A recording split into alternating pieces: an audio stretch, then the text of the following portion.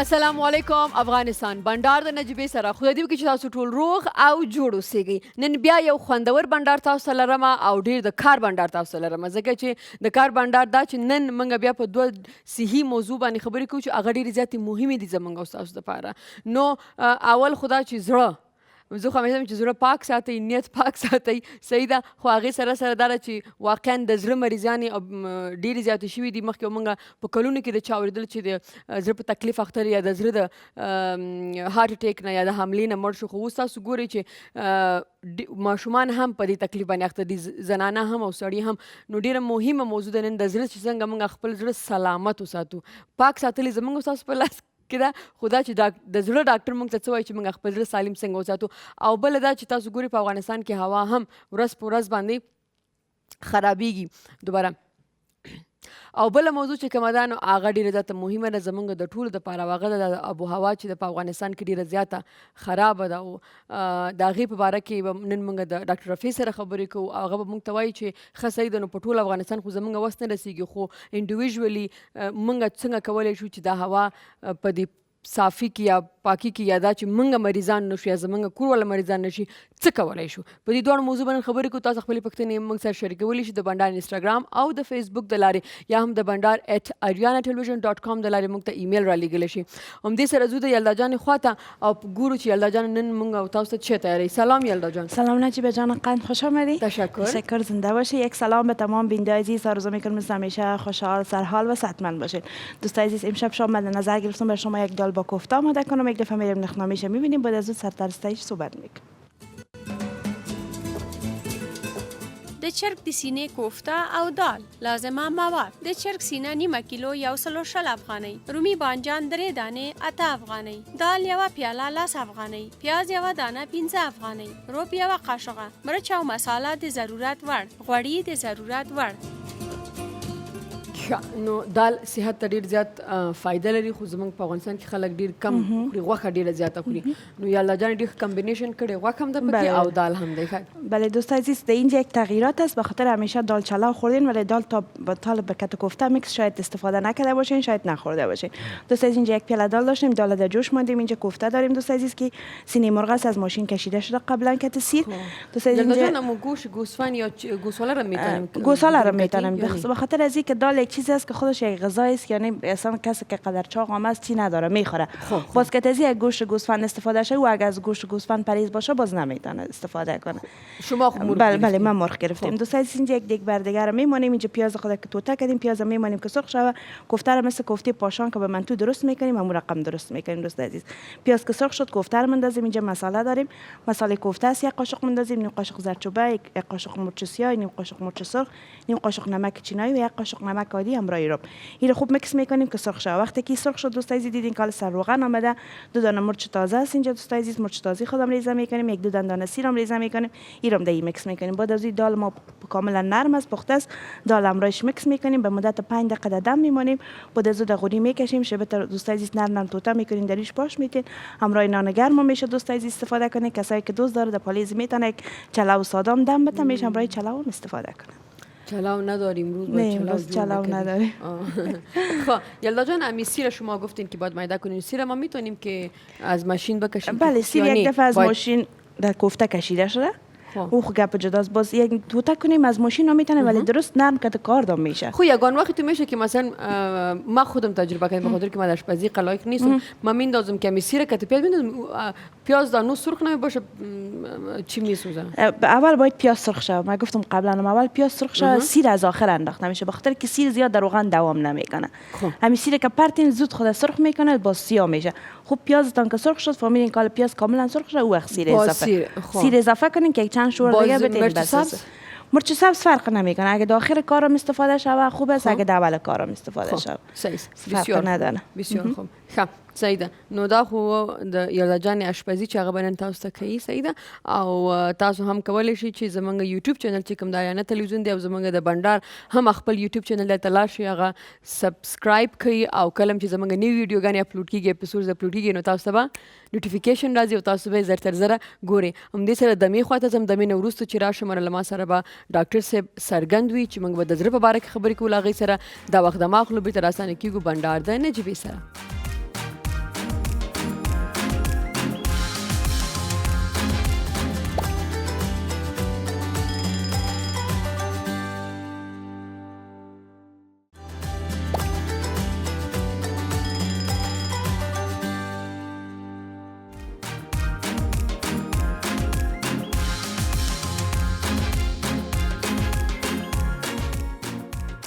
ښه راغلاست خپرونه بنډار د نجیبې سره له ما سره ډېر محترم ډاکټر کریم څرګند دلته ناست دی چې هغه د زړه سپیشلیست دی متخصص دی ښه راغلاست ډېره زیاته مننه چې وخت مو راکړو ډېره مننه چې تاسو راغلی موږ له وخت راکړه ډاکټر صاحب زړه ډېر مهمه دی د انسان په بدن کې په دې موضوع باندې خبرې کوو چې څنګه کولی شو زموږ زړه سالم باید پاتې شي چې ډېره ګرانه خبره ده ډېره سخته خبره ده په افغانستان کې زړه سالم پاتې شي نو په دې موضوع باندې خبرې کوو ډاکټر صاحب سره خو دا وخت یو ویډیوي کلیپ ګورو چې څه معلومات له تاسو سره شریک کړو بیا بیرته راسانې کیږو د زړه حملې په دې ورځو کې د انسان عمر پورې تړاو نه لري او دا کولی شي له 20 څخه تر 10 کلونو پورې انسانان اغیزمن کړي د ماشیني ژوند فشار او اضطراب انسانان د ناروغي په وړاندې حساس کړي نو غوره ده چې خپل زړه ته پاملرنه وکړئ تاسو اړتیا لرئ د خپل بدن نښې وګورئ ترڅو معلومه کړئ چې آیا ستاسو زړه روغ دی او کنه ځینې وختونه د زړه ستونزې داسې څرګندېږي چې یو انسان د دې ناروغۍ په اصلي ستونزې نه پوهیږي له همدې امله تاسو اړتیا لرئ د زړه ناروغي نښې وپېژنئ یو ځل چې تاسو د زړه روغتیا باندې ډاډه شئ بیا کولی شئ چې هوسا او د فشار نه پرته ژوند پر مخ یوسئ د زړه د ستونزې لومړنۍ نښه ستړیا ده نو که تاسو کافي انرژي ولرئ چې د بوختې ورځې وروسته محفل ته لاړ شئ پوه شئ چې زړه مو روغ دی تاسو کولی شئ د نبض حس کولو سره د زړه درجه کنټرول کړئ د روغ کس د زړه درجه باید په 1 دقیقه کې 2 ځله وي تاسو باید خپل د وینې فشار په منظم ډول وڅارئ د روغ انسان د وینې فشار په عمومي ډول 180 وي د فشار ازموینه یوه له غوره لارو څخه ده ترڅو ومومئ چې آیا ستاسو زړه روغ دی او کنه وروسته له 10 کلنۍ په کال کې یو ځل دا ازموینه وکړئ ښه نو پیکیج تاسو وکړه اوس به نو ډاکټر صاحب تاسو نه زه اولنۍ پوښتنه دا کوم چې هغه څنګه چې تاسو دا ته ډاکټر صاحب زړه مې ډېر تنګ شوی دی نو دا د صحت سره څه کار نه لري د زړه سره پریکټیکلي څه کار خو نه لري دا به تاسې موږ وایو که نه زړه خو نه تنګېږي والا داسې یوه خبره ده که نه د زړه په باره کې ډیر داسې یو څه شته دي چې سړی فکر پې کولی شي چې یو ډېره مستقیمه رابطه د روحیاتو لحاظه لري رواني لحاظه داسې یو څه مسایل هم به ځکه چې اکثره خلکو چې د زړه عملیاتونه کړي وروسته له هغې نه چې راغلي د بیهیویر چینج پکې ډېر زیات ده مثلا یا خفه شوي دي یا یو د سلوک او حرکات کې تغییر راغلی باید په دې ریسرچ وشي که نه د مونږ افغانستان خو امکانات نشته په نور نړۍ کې شاید پرې شوی وي خو داسې ډیټا زما سره په لاس کې نشته یعنې دا روانو پروګرامونو کې د هارټ ټرانسپلانټ باره کې به خبرې کوو بالکل ډېره مهمه دا اوس دې سره خبر راغله چې د اپریشن نه پسته چې د کومو خلکو هارټ ټرانسپلانټ کېږي نه کېږي څنګه کېږي په دې به یو ورځ پروګرام نیسو پروډیوسر صاحب موضوع ځان سره اوس په دې ساعت ولیکه چې هېره نه شي درنه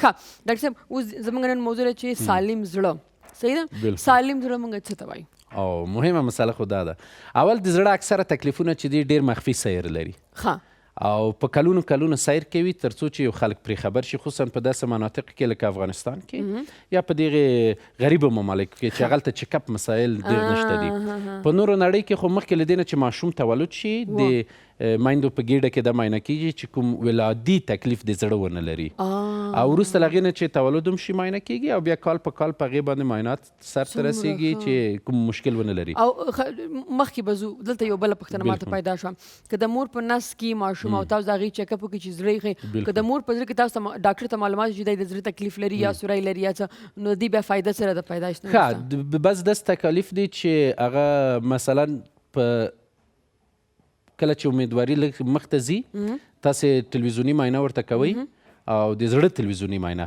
د مور په ګېډه کې د ماشوم د زړه تلویزیوني معاینه کوئ ساده ده یعنې فقط وسایل غواړي د څه کوم مشکل بحث نه ده افغانستان کې کېږي اوس که چیرې مثلا هغه علاقمندي کمه ده یعنې خلک پیمنټ یې نه کوي یو دې ښه والی څه ده بعضې داسې ولادي تکلیفونه دي چې هغې سره ماشوم که چیرې تولد شي د دایمي معیوبیت څښتن به وي او علاج کېدلی شي که د مور په نس کې بس نه بس داسې تکالیف دي چې د هغې علاج ناشونی دی مثلا ډېر مغلق تکلیفونه دي او که چیرې تکلیف تداویم شي ډېر جنجالونه کېږي نو بس وخت ډاکټر ته دا صلاحیت ورکوي چې ووایي چې مور ته چې دا ماشوم ستاسو د آینده لپاره په درد نه لګېږي او دا ستاسو لپاره جنجال ده او تاسو د ماشوم ته خاتمه ورکوی شئ د یوه مسله او بله مسله دا ده چې هغه عادي تکلیفونه چې هغه په لومړي مراحل کې تشخیصیږي او بیا د پرمختګ نه مخنیوی کېږي یعنې دا یې ښه والی دی دا باید وشي خصوصا هغې کورنۍ کې چې هغه خپلوانو کې سره ودونه کړي وي چې په هغې کې د کانجنټل یا د ولادي ناروغۍ بیا لږ زیات وي نو سالم زړه باندې موږ خبرې کولی سالم زړه نو هغه زړه ده چې اول دغه 4 شکایت هیڅ وخت د یوه شخص سره پیدا نشي د زړه ضربانې زیات نشي او نفس تنګي ورته پیدا نشي، سالنډي او یعنی دغه شکایت د دوی سره نه وي. کوم وخت د زړه درد ورته پیدا نشي، په سینه کې درد پیدا نشي، او کوم وخت داسې زوفیت پې را نشي چې دوی خپل شعور له لاسه ورکړي. دا هغه ساینونه دي، هغه شکایت دی چې که چیرې مریض ولرل نو خو هرومرو به ډاکټر ته ځي. اول خو دا شکایت ونه لري نو سالم زړه هغه زړه ده چې ډاکټر ورته ووایي چې سالم ده. هغه زړه ده چې ډاکټر یې معاینه کوي او بیا ورته وایي چې سالم ده ستا زړه. یعنې هر سړی خپله نشي ویلی چې زما زړه سالم ده، ځکه زړه یو داسې ماشین ده چې دغه اوس ما اوس ته ناست یو 5 لیتره مثلا وینه پمپ کوي. کله چې تاسو اکسرسایز کوئ، منډې وهئ، دا ته 20 لیترو 25 لیترو پورې دا ظرفیت جګوی شي. کیدای شي د یو چا زړه په 12 لیترو کې ضعیفي وکړي، په 12 لیترو کې ضعیفي وکړي، مګر 15 لیترو کې ضعیفي نه کوي. کله چې ناست ده عادي حرکات کوي، هیڅ شکایت نه لري. نو دې خاطره ډاکټر ته ضروري ده چې دې ارزیابي وکړي. په هغې کې بس ټیسټونه دي، عادي ټیسټونه دي چې مثلا ګراف وکړي، د زړه تلویزیوني معاینات چې مهمه معاینه ده، ځکه د ډاکټر سترګې دي، خصوصا د زړه د ډاکټر د زړه ټول جافونه، والونه، وظیفه ټول پکې معلومیږي او په ارقام باندې معلومیږي. او بل بیا وروسته ای ټي ټي ده. ای ټي ټي تاسو اکسرسایز کې مثلا د زړه ظرفیت معلوموي چې دا مشکل سره مخامخ کیږي که نه، چې په ای ټي ټي غواړم چې څو خبرې وکړم چې بس خلکو ته بیخي ضرور ده چې باید ای ټي ټي وکړي. یو هغه خلک چې شکر ناروغي لري هغوی باید ای ټي ټي وکړي. هغه خلک چې فشار لري، هغه خلکو چې نرینه‌و کې ضرور ده، خصوصا د 45 نه چې سن زیات شي، ځکه نرینه‌و کې زړه تکلیف زیات ده. او په دا ځکه چې ښځې کړي کیدای شي یو دلیل نه، خو هغلته جنیټیکي پرابلمونه دي که نه، او هورموني تغییرات دي پکې. او د پیلوټ لپاره ضرور ده چې ځکه چې هغه خلک چې غټ مسؤلیتونه لري، د هغې لپاره دا ضروري شی ده چې باید حتمي وکړي. ای ټي ټي دا څنګه معاینه ده؟ ای ټي ټي یا ماشین دغه د منډې ماشین، بالکل دغه ماشین ده. صرف د ماشین په وخت کې د زړه ارزیابي ده چې هغه ډاکټر یې ویني. مثلا دې ته مونږ ګراف لګوو او بیا د زړه تلویزیوني معاینه کوو، دواړه ورته کوو چې کله چې دای منډې وهي مشکل پیدا کوي که نه. یعنې هدف دا ده چې مونږ د زړه باندې په همدغې د یو شخص په زړه باندې 10 چنده بار اچوو د کار، چې په دې حالت کې دای مشکل پیدا کوي که نه. او که چیرې پیدا نه کړو بیا جنجال نه لري، او که پیدا یې کړو دا په دې معنی چې ابتدایي مشکل شروع شوی ده. دې بل ښه والی دا ده چې ستاسې د زړه د حملې نه وقایه کوي. ځکه موږ تاسو اکثره اورېدلي دي فلانی روغ رمټ و، بس روغ رمټ و، بس سهار چې راجګ شو روان و او ولوېد او مړ شو. داسې نه ده، هغې پخوانی تکلیف لرلو تر څو چې دغې مراحل ته رسېدله چې په استراحت او عادي تکلیف کې دې ته دا حمله پیدا کړي. یعنې ډاکټر صاحب که زه غلطه نه یم، دا به داسې لکه کینسر چې څنګه په فرست سیکنډ سټیج معلومات نه کېږي، تر څو چې کینسر مرض ځان خپل ځای ته ورسوي، نو د زړه هم داسې تکلیفونه دي چې تر څو هغې خپل ځان ځای په ځای نه کړي، مریض په خپله نه پوهېږي. داسې چې ظرفیت د زړه ډېر زیات ده. ګوره اوس مثلا یو تاسو یو حرفه‌ایي ورزشکار ووینئ، د هر چا زړه دومره ظرفیت لري. مثلا یو ورزشکار مثلا رونالدو یا میسی چې فوټبال کې ده، دوی 90 دقیقې یا 100 دقیقې منډې وهي یا تر هغې نه هم زیاتې منډې وهي، مګر هېڅ ستړیا نه احساسوي. دا خو زړه د پمپ ده. نو د هر چا زړه دومره ظرفیت لري.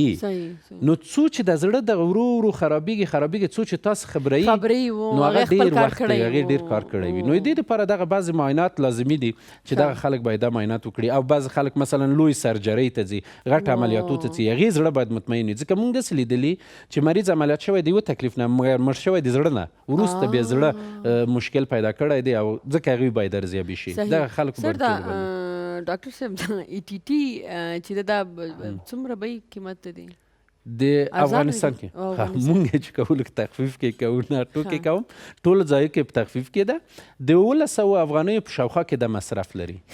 او دا ضرور نه ده چې تاسو هره میاشت، او کله چې یو نفر د 45 کلو نه سن کم وي، 45 نه سن کم وي، شکر ونه لري، جګ فشار ونه لري، یعنې نور ریسک فاکتورونه ونه لري د زړه تکلیف لپاره، ته 5 کالو ورته بس ده. یو ځل چې وکړي، یو ځل چې ته 5 کالو په کتابو کې حتی 6 کالو لیکلي چې تاسو ته ګارانټي درکوي چې تاسو زړه بیا مشکل نه لري، یعنې تاسو ګارانټي کوي. مګر هغه خلک چې 45 کلو نه سن زیاده او دا یا فشار لري یا مثلا هغه به هر خوب شکر کې باید یو کال، ځکه شکر ډېر غټ ریسک فاکتور ده د زړه د تکلیف، یو کال او نور 3 کاله وروسته. صحیح، مننه. ډاکټر صاحب زموږ سره ناست دی، دماغ لوبې ته راسان کېږو بنډار د نجیبې سره.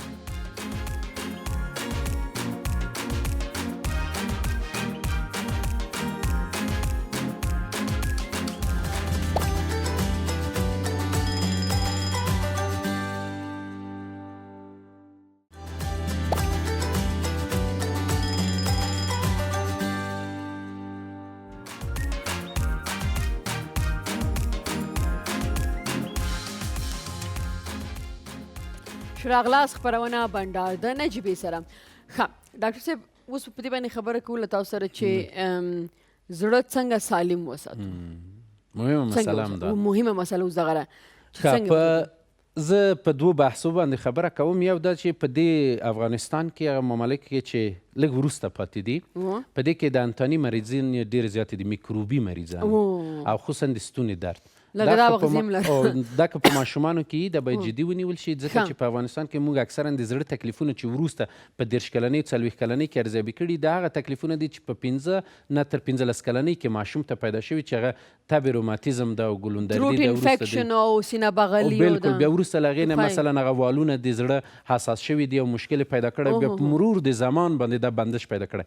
نو دې څخه باید لږ مخنیوی وکړي او ماشومان چې ستوني خوږېږي هغې ته باید لږ ډېره توجه وکړي او په ډاکټر یې معاینه کړي، یعنې دواخانې نه دوا وانه خلي، ځکه په ابتدا کې کېدای شي دوی دا درک ونه شي کړی او وروسته بیا ډېر جنجال ورته پیدا کړي. دا بیا وقایه کېږي، یعنې چې که چیرې تشخیص یې په ابتدا کې 15 یا 15 کلنۍ کې بیا دا وقایه کېږي، زړه تکلیف نه پیدا کېږي. دا یوه مسله ده. یو عمومي مسایل دي چې هغه په د دې ملک نه په افغانستان کې په نورو ملکو کې حتی لږ زیاتې دي. مثلا هغه د ښه ژوند کول دي، استراحت چې اکثرا خلک کوي، مثلا غربي ژوند کوي او شرقي ډوډۍ خوري لکه موږ تاسې چې اوس شوي یو. نو هغه مشکل دا ده چې اکسرسایز څوک چې نه لري د هغې لپاره مثلا اکسرسایز ډېر مهم ده. تاسو چې سپورت کوئ دا ډېر د صحت لپاره د زړه لپاره خصوصا ډېر مهمه مسله ده. هر سړی باید سپورت وکړي، دا ډېره مهمه. بل رژیم د غذایي ډېر مهم ده. هغه رژیم غذایي که چیرې مثلا نمونه واخلو وخت به ډېر زیات ونیسي چې نباتي هغه ولري، منشأ ولري او نباتي منشأ ولري، دا به ډېره ښه وي. مثلا ترکاري او سبزیجات دا زیات کړي په خپله رژیم غذایي کې. تاسو ډاکټران همیشه هم دا خبره کوي چې سبزیجات وخوري، دا خلک نه پوهېږي هغوی بیا هم غوښې خوري. خو غوښه لږ مزه ورته ښه ده حتما. هم د افغانستان د خلکو د ذهنیت د ماشومتوب نه د غوښې سره عادت شوی ده که نه، د دې تغیرول لږ وخت نیسي. یعنی اوس له پخوا نه ډېر ښه شوي دي خلک. نو تاسو وایئ چې سالم زړه دپاره یو خو دا چې مثلا سپورت یا مثلا اکسرسایز ورزش وکړي او دا ډېره مهمه ده. او سبزیجات او دا شیان ډېر وخوري په ځای د غوښې دې کمه او سګرټ سموکینګ که کوي سګرټ باید سټاپ کړي. سموکینګ په هر لهجه باندې مشکل ده. خلک خو وایي چې پلانی خو دومره کلونه سګرټ څکي هغه باندې چینی شوي، دا څنګه وایه؟ نه خو داسې چل ده چې په هغې هم کېږي، هغې ته موږ منتظر یو، هغې باندې راځي. خو هغه کس منډه نشي والی په ځینو نشي ختلی، اکسرسایز نشي کولی، هغې ته ډېر جنجالونه وینو. سګرټ سموکینګ یو د مهمو بحثو څخه دی چې باید بند شي. او چربي که د وینې ولري هغه باید کنټرول کړي او غوړ باید ډېر ونه خوري. ډاکټر صاحب دا نسوار هم نسوار د زړه د تکالیف سره هغه نور تکلیفونه ایجادوي، د زړه سره وابسته کوم مشکل نشي ایجاد کولی دي، خو هغه خو نه څکول کېږي. هغه خو بیرته هغه کوي که نه، دوی اضافه او غوړ باید ډېر نه اوسېږي، او غوړ باید ډېر نه وي په غذا کې، په رژیم د غذایي کې. مالګه څنګه ده؟ مالګه بالکل مثلا ډېر مالګه نه باید استفاده ونه کړي. که موږ وایو چې خالي مالګه زیاتوالی خالي فشار دپاره ښه نه وي، زړه ته هم څه هغه لري؟ خو ګورئ د فشار او د زړه د ټولو رابطه یو بل څه لري. که چېرې ستاسو فشار مثلا جګ شو او فشار هم ښه کنټرول نه شوی کړی نو طبیعي ده د زړه تکلیفونه پیدا کېږي. ډاکټر صاحب یو بل رواج اوس په افغانستان کې ډېر شوی دی، د هلکان نجونه ټول په اختر او هغه د قیلون. خو قیلون د سګرټ پلار ده. نو دغه وایم که نه، موږ او تاسو د سګرټ خبره کوي، زه فکر کوم چې یو کش د قیلون فکر کوم چې یو قطۍ سګرټ زموږ ټول دا نوی نسل ښځې خو دا ښه عادتونه نه دي، یعنې دې څخه باید ځان وساتي. یعنې موږ دوبۍ ته ولاړو عربیانو نه نور شیران وړو چې هغې هغه شګو کې په شګو کې څنګه یو دوبۍ جوړه کړې هغه هم زه نه کړو، خو قیلون هم ترې نه راوړ او خپله یې دوبۍ خلک یې نه څکوي، هغې ایښی دی موږ تاسو ته خپله نه ځایي. وایي نو څه به درته وایم. او بل څوک چې که شکر لري باید ډېر کنټرول وکړي.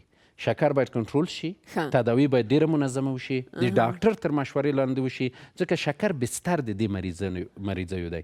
دا باید ډېره مهمه مسله ده.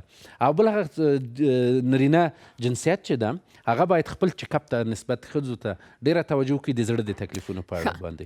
دا ډېره مهمه مسله ده. ډېره ښه خبره ده. ښه ډاکټر صاحب اوس دې خبرې ته راځم چې کومې خویندې دا وخت پروګرام ګوري، صحیح ده، نو هغوی دپاره چې هغوی ماشومان هم لري نو څنګه وکړي د ماشومانو ته پام وکړي چې هغوی د زړه په ناروغي یا په دغه باندې اخته نه شي، او په خپله هم ځکه ښځې په افغانستان کې په نور ځینو کې خو لا بیا هم چې ته باندې بوځي د ښځې غریبانان ټول ورځ په کور کې بالکل کار هم په دې ده، ماشومان هم په دې دي، میلمانه هم په دې دي، د کور جنجالونه هم په دې دي، لس رقمه خبرې راځي.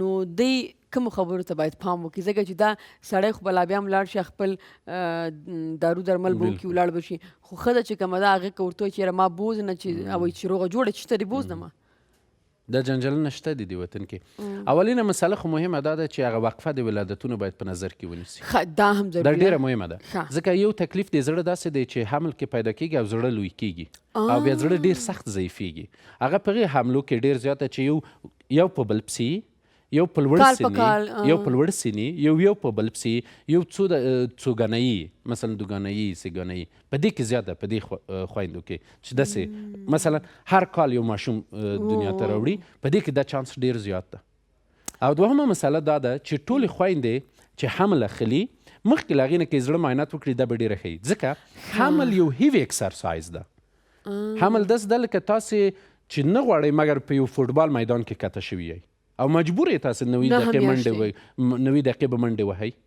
داسې یوه مسله ده لکه مونږ تاسو چې یو څوک میدان د فوټبال کې کته کړي او باید مونږ 90 دقیقې منډې وکړو که زړه مې که نه که د زړه یې که نه نو هیوي اکسرسایز ده حمل دې خاطره چې څوک حمل اخلي او خویندې چې حمل اخلي نو هغه د زړه معاینات باید وکړي چې مطمئن شي وروسته باید حمل واخلي مونږ داسې مریضان لیدلي چې وروسته بیا تصمیم په دې نیولی ده چې اوس د ماشوم وساتو که مور وساتو او د دواړو او داسې واقعات هم شوي دي چې هغې هېڅ معاینات نه دي کړي په کلیو کې په کابل کې خو بیا هم لږ امکانات ښه دي مثلا داسې شوي دي چې هغلته بیا دوی باندې ماشوم هم تللی مور هم تللی دواړه تللي دي نو دې دپاره دا ضروري ده. ډاکټر صاحب ستاسو کلینیک کوم ځای کې دی کابل کې چې موږ ټول درشو؟ زمونږ کلینیک خو د پروانېدو کې ده عیني صحت په نامه کلینیک ده هادي عیني صحت عیني صحت صحیح ده نو ډاکټر صاحب ته ولاړ شي که غواړي چې زړه سالم پاتې شي زه خو به ورځم نه خدای ما مجبوروه نه خو چیکاپ دپاره ضروري ده زموږ خویندې ځکه چې اکثرا تاسو چې راځئ نو د خلکو د ټلویزیون نه چې راځي نو هغې باندې اعتبار په نسبت د نورو خلکو ډېر زیات دی ځکه چې دا یو ریسپانسبیلیټي ده یو کس غلطه خبره نشي کولی په ګارنټي خبره ده نو ډاکټر صاحب له موږ سره ډېره زیاته مننه خیر اوسې کور ودان او کوشش کوئ چې خپل زړه هم سالم وساتئ او د نورو خلکو هم زړه سالم وساتئ او په لوی الله مو سپارمه دمه واخلئ بېرته راسانې کېږو بنډار د نجیبې سره.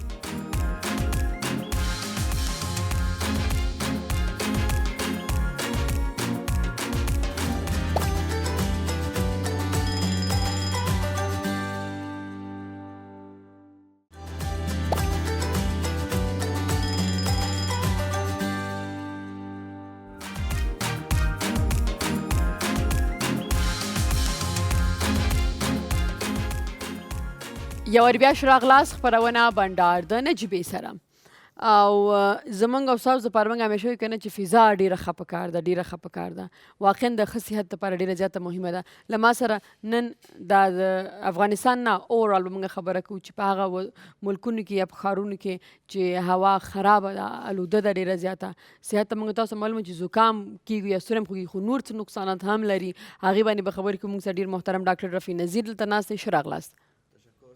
خدمت شما نجیبه جان تشکر از اینکه از ما به دعوت کردین و سلامای خود خدمت بینندگان عزیزم تقدیم. تشکر دکتر صاحب که شما آمدین و امروز واقعا که شما در این مورد بسیار کارم کردین سرونمون گپ میزنیم و تشکر از اینکه آمدین. لمونگا بدی موضوع باندې یو پیکیج ویډیو لرو تاسو ته هغه ګور به بیرته راسانی کیږي. په نړۍ کې په کال کې 4 میلیونه خلک د هوا د ککړتیا له امله مري چې 90% یې په پرمختللو هیوادونو کې دي. په ځینو هیوادونو کې دا مړینې په ځانګړې توګه د آسما، برانشیت، د ساه لنډېدل، د زړه حملې او د تنفس مختلف الرژیو پورې اړه لري. د هوا ککړتیا کولای شي د انسان په روغتیا او اوږدمهاله او لنډمهاله منفي اغیزې ولري. په مختلفو کسانو کې د هوا ککړتیا اغیزې توپیر لري. ځینې خلک د نورو په پرتله د هوا ککړتیا له امله ډیر زیان مومي. ماشومان او سپینګیري د نورو په پرتله د هوا ککړتیا له امله ډیر اغیزمن کیږي. متخصصان باور لري هغه مواد چې چاپیریال ته د ککړې هوا له لارې ننوځي داسې کیمیاوي مواد لري چې کولای شي د بدن مختلف نسجونه له منځه ویسي. دا مواد د سږو، سترګو، غوږونو، پوزې او هاضمې له لارې بدن ته ننوځي چې په بدن کې حجرو ته زیان رسوي. په حقیقت کې دا کیمیاوي مواد په بدن کې راټولیږي. کله چې هوا د بې ثبات اکسیجن له امله ککړه شي بیا حجرو سره عکس العمل ښیي او په پایله کې حجرې بدن او د انسان تنفسي سیستم ته زیان رسوي. ډاکټر صاحب اوس به نو داسې وتوی چې زمونږ تاسو په دې دا چې هوا لودۍ په افغانستان کې خاص کر تاسو ډیر کار پې کړی ده صحیح ده نو اوس د دې باره کې لږ موږ ته معلومات راکړئ چې تاسو څه ولیدل څه عوامل مو لیدل ولې داسې اعتراض نجیبه جان که من نظر به آب و هوا تصمیم گرفتم که امسال زیادترین برنامه های خود در قسمت آگاهی از به خاطر حفاظت از محیط زیست داشته باشم و از شروع حمل که ماه حمل بود که در یکی از رسانه ها دعوت بودم و ما به امرای بیننده خود وعده کردم و همونطور قسم طبق وعده خود پیش میرم. متاسفانه نظر به سال قبل هوای کابل و دیگر شهرهای افغانستان به مراتب آلوده تر و کثیفتر شد. به جای از اینکه خوب شود خراب شده دگام خراب شد و در این عوامل مختلف رول داره. ما یک محیط زیست دستاورد چند قسمت از مردم است. یکی که خود دولت سهم خود باید ایفا بکنه. ببینید من یک مثال براتون میدم. در حدود 20 سال قبل مزار شریف از یکی از پرخاکترین به خاطر خاکش مشهور بود که مزار بسیار خاک داره. ولی یک وقت شد که امی سرکا و کوچه و پس کوچه ها و تمام از اینا پیاده روها مکمل پخته شد، مکمل ایمار شد، جور شد و وقت رفتیم که ما در طول یک هفته صرف یک بار بوتای خود رنگ کردم و صرف یک بار موتر خود شدم. پوره هفته پاک بود. یعنی چی تفاوت آمد؟ شهر جور شد. موضوع دوم ایجاد یک فرهنگ به خاطر منیجمنت و مدیریت زباله ها و کثافات است که ما یک فرهنگ مناسب به خاطر زباله ها نداریم در افغانستان. متاسفانه از طرف خود شاروالی هم زباله ها درست منیجمنت و مدیریت نمیشه و مردم هم نمیفهمه که زباله های خود چه قسم مدیریت کنه و چطور کنه که کمتر کثافات تولید کنه. ببینید انسان یک موجود است که همیشه کثافت تولید میکنه. ولی فرق بین انسان افغانستانی و انسان غیر افغانستانی ای است که ما 3 مرتبه بیشتر نظر به دیگه ممالک کثافت تولید میکنیم. و یکی ما در قسمت هوا یک موضوعی داریم که ما 2 رقم کثافت داریم. یکی کثافت است که در حال عبور و مرور است، در قسمت هوا که میمونه، این ذراتی که باقی میمونه. و یکی ما ذرات معلق داریم. ذرات معلق که در حدود 43% از کثافت هوایی را تشکیل میده. مثلا این از چی جو میشه؟ این از اونمو خاک های سرک ها و کوچه هایی است که بلند میشه. و این بدبختانه ای چون یک وزن ثابت داره، این بسیار دیر وقت در اثر عبور و مرور ارادجات و ایگپا ای ایجاد شمال بلند باعث میشه که یک مدت طولانی را از زمین بلند بانه. مثلا یک ذره خاک که بلند شد ای پس نمیشینه. بله این میمانه. با که بعد تنفس میکنیم؟ تنفس که میکنیم نه تنها او خاک است، خرابی گپی است که اینمی خاک اونمو دود خراب زغال سنگ، امو کثافات، دود ارادجات، مواد توکسیکی که از اگزاست موترها بیرون میشه ایره با خود نگه میداره. که خود جمع میکنه چونی فضا را آلوده کرده. این امرای خود نگاه میکنه و این یک مدت طولانی در اینمی هوا باقی میمونه و ما از او تنفس کرده میریم. اینطور یک مسئله رخ داره. مکانیزم ایجاد اینمی کثافت هوایی که در کابل شما میبینین اینطور یک مسئله است. در حالی که ما زغال سنگ متهم میکنیم نه؟ زغال سنگ متهم نیست. خب اینا میگه که به خاطر که کلش مرکز گرمی و چی هست به درست او رول داره. اما من یادم نجیبه جان که یعنی من 38 سال عمر دارم. بسیار زیاد کوچک بودم که خبر داشتم که در افغانستان حتی به کارمندهای دولتی زغال سنگ داده میشد به خاطر مصارف زمستانی کالو گپا خو نمانده. خب او وقتا از طرف دولت به شکل رایگان یا در پول بسیار کم مواد سوخت داده میشد، بر بعضها تیل داده میشد، به بعضها زغال سنگ و به بعضها چوب و امثال ازی. و بسیاری کسا اینطور نیست که زغال سنگ کدام سابقه نداشته باشه در افغانستان. داره. و یا اگر ما تنها زغال سنگ مقایسه متهم بسازیم، بیاین خیمه چین امرای افغانستان مطالعه میکنیم. در سال 2014 سازمان جهانی حفاظت از محیط زیست و اوزون زمین در حدود 2500 فابریکه چینایی که زغال سنگ میسوختاندن بسته کردن که 10% از فابریکه های چین تشکیل میداد. ما فابریکه نداریم، ما تولیدی نیستیم، ما مصرف کننده هستیم ما یک مملکت مصرفی هستیم. اگر خدای ناکرده ما تولیدی می بودیم و او زغال سنگی که در چیز تولید می شد و این ذرات معلقی را نمی گذاشت، ببینین که چی تبدیل می شد. و موضوع دیگه براتون باید بگویم که همیشه دود سبک است، دود بالا میره. این به ما شما مضر نیست، این به طبقه اوزون مضر است که طبقه اوزون که است از ورود تشعشعات مضره آفتاب جلوگیری میکنه. پرتاب سفینه ها، استفاده از زغال سنگ به حد زیاد و این باعث میشه که این دود بره تا حد اوزون و اوزون اشباع کنه و اوزون روز به روز نازک شده بره که جهان و سازمان حفاظت محیط زیست جهانی اینا کلشان در این تشویش هستند که اوزون روز به روز نازک شده است. شعاعات مضره آفتاب در زمین میرسه. این دیگه مسئله است که برای ما و شما ایجاد شده است. ببینین زغال سنگ در اون نقطه مشکل داره. ما و شما به خاطر حفظ از محیط زیست خود اول باید برای کثافات خود یک مدیریت و منیجمنت خوب داشته باشیم، از مردم تا شاروالی. هغې ته راځو چې باید څوک درته وایي چې دغه محیط چې آلودهی د دې نه کم مریضیاوې یا مرضونه پیدا کیږي انسان ته. نجیبه جان، انسان د یو هیه موجود په حیثیت کې د اکسیجن ضرورت ډیر زیات لري. صحیح ده. او دا زمونږ تر ټولو مهم ضرورت او تر ټولو اساسي ضرورت اکسیجن ده. کله چې په یو محیط زیست کې اکسیجن کم شي او کثافات زیات شي، یو خطر خدا چې زمونږ د کومه اعضا لکه زړه باندې خبره شو کنه، دا ډیره مهمه خبر ده. زړه چې دا ډیر زیات اکسیجن ته اړتیا لري او وروسته د مغزه بغیر له اکسیجن، یعنی یو انسان چې 8 دقیقه تنفس ونه کړي د مغزه مړه کیږي. ګوره څومره زیات ضرورت ده د اکسیجن. او زمونږ 58 یا 90% کومه چې کثافت ده او 10% اکسیجن لپاره مونږ 90% کثافت تنفس کوو. دا ګوره چې څومره زمونږ د تنفسي مجراګانې په مشکل کې اخته دي. دا پزه خو مجبوریت لري چې دا فلتر وکړي. دا چې بند شي نو خوله نه شروع کوي. دا فلتر کیږي نه، هماسې دایرکټ ټول شیان ځي. یو خو دا چې د هوا یخه شي او آلودم ده نو زکام دی، نو زکام دی چې پزه دې بنده شي نو بیا په خوله باندې تنفس کوي.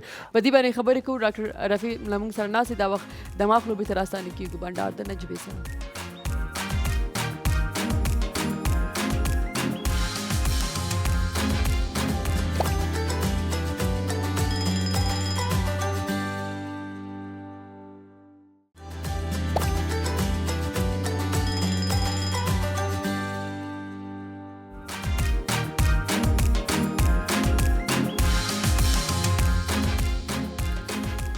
یو ور بیا راغلاست خپرونه بنډار د نجیبې سره او ډاکټر رفیع له موږ سره ناست ډېره مهمه موضوع چې موږ پرې خبرې کوو د زموږ او ستاسو چې چارپیچل چې دی دا چې آلوده دی په دې باندې موږ خبرې کوو. ښه صرف دمې ته چې تلو هغې نه مخکې داسې یو مهمه خبره دا وله چې پزه بندېږي او خولې باندې چې تنفس کوو نو د تاسو فکر وکړئ چې د څومره آلوده هوا او هغه موږ ته څومره تکلیفونه پیدا کوي.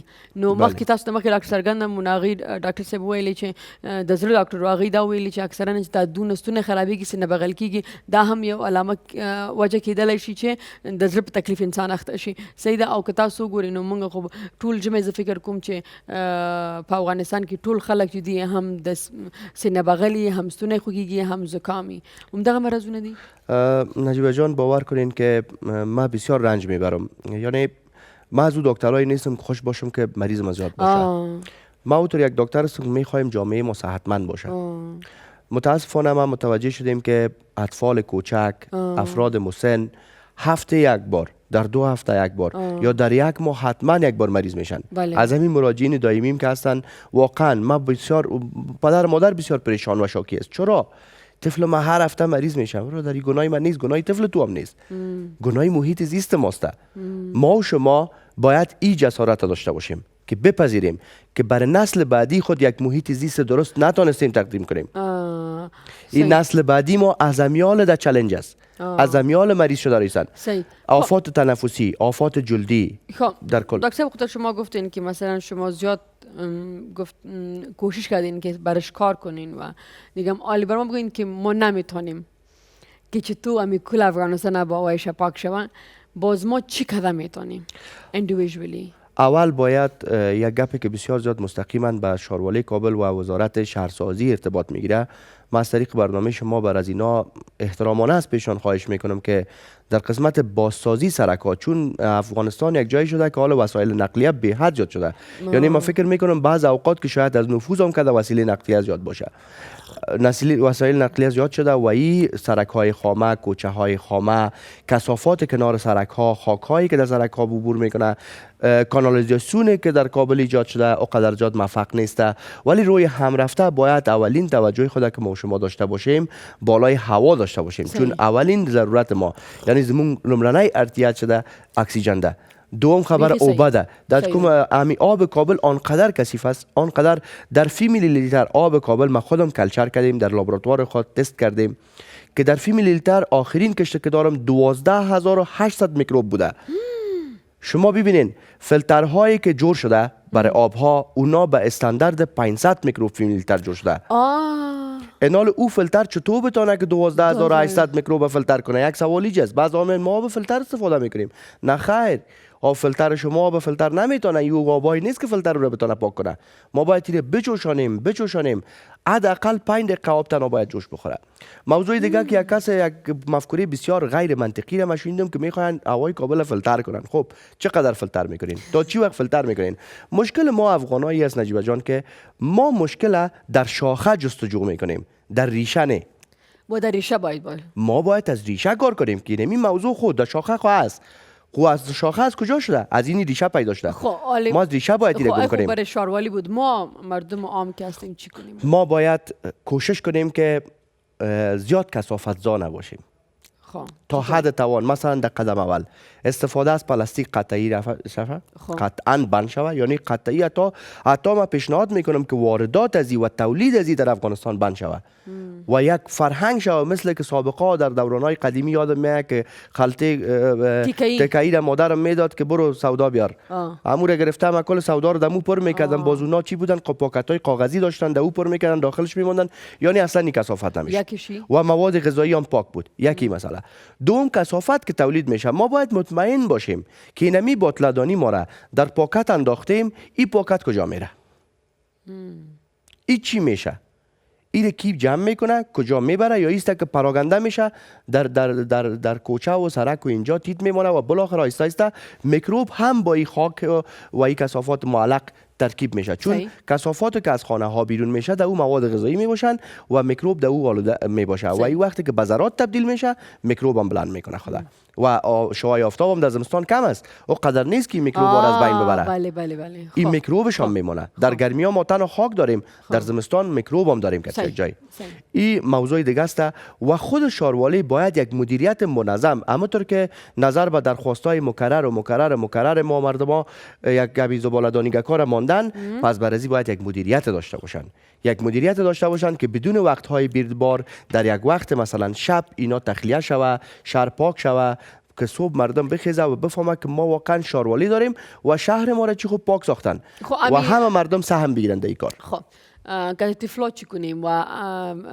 بله، سوال بسیار مهم. اطفال باید از طرف شام و شب وقتی که فیصدی کثافت به حد بلند میره باید از خانه بیرون کشیده نشن و اگر میکشن هم به شکل مسئول بکشن، یعنی استفاده دستمال، استفاده ماسک و امثال ازی حتما صورت بگیره. ماسک فایده داره؟ تا حد کمک میکنه، کلا تا حد کمک میکنه. یعنی اگر 10% هم یک چیز باشه نجیبه جان که 10% می کثافت کم بسازه بر تنفس ما، خوب است، فوق العاده از استقبال میکنم. و ماسک هم از همون چیزایی است که یک 10-15-20% جلو خاک و کثافت میگیره. یک سوال دیگه زودتر که برنامه خلاص بشه، که امی اکثرا می که بخاری باشه یا یک چیز همیشه او د سر آتش بانین که د تف چی روزی دلگ خی داخله ډیر ښه ده صحت لپاره د تنفسي اکثرا خلک په اپارټمنټ کې ژوند کوي نو کړکۍ بندې دي یا مثلا لمر نه راځي کور ته خلاص یا ویلې نه لري نو هغه که اپارټمنټ کې مثلا کولی چې لږې اوبه کړي چې د هغې هغه باب پوزي هغه ښه ده. در صورتی که در خانه طفل مریض یا کلان مریض باشه خصوصا ریزش داشته باشن اینا تا حد توان و امراض تنفسی سرفه و گپا کوشش کنن که هوای اتاق مرطوب نگاه کنن. این رطوبت باعث میشه که تنفس آسان شود، سیستم‌های دفاعی تنفسی ما فعال‌تر کار کنه و راحت‌تر طفلا و بزرگ هر کس راحت تر بخوابه نفس. و قبل از استراحت بینی باید پاک شود از اطفال و قطره چکانده شود تا اینکه خواب خوب داشته باشن، چون اگر خوابم کم میشه سیستم دفاعی ضعیف میشه و درست نمیتونن سروایو بکنن. این گپ این پیشنهادتان قبول میکنم. خوابتون باز متوجه باشین که شما مریض نشین که شما مریض شید باز ما چی کنیم؟ ما هیچ وقت خواب نداریم. ما میگم پیشتر ما یاد دکتر رفیق گفت میگه تقریبا یک ماه میشه که خوابم پر نشد. شما هم خوابتون پر کنید که باز باید که مریض نشین. تشکر دکتر. تشکر از شما همچنان. داوز ما نه بندر روز طرف آشپزخانه میریم دکتر صاحب ببینیم که می کوفته را که دال پخته کردن که چطور هستن. والا این خو یک ابتکار بسیار عالی بود. من شنیدم امو چی میگن رسیپیش بسیار خوش شدم، گفتم یک ذره از این باید یلدا جان همیشه هم تو رسیپی خوب میاره، ابتکارای خوب میکنه. نه واقعا تصادفا نجیبه جان یک مشکل ما افغانایی است که ما در غذا هم زیاد ابتکار نداریم. امو مینیو است که در روسی هم بری، در هتل هم بری، در هر جای بری، در خانه میمانی هم از همون چای هم است. مزدار داون نه بندر پلوی الله مسپارم. تشکر دکتر صاحب. شب مو بخیر، د الله پامان.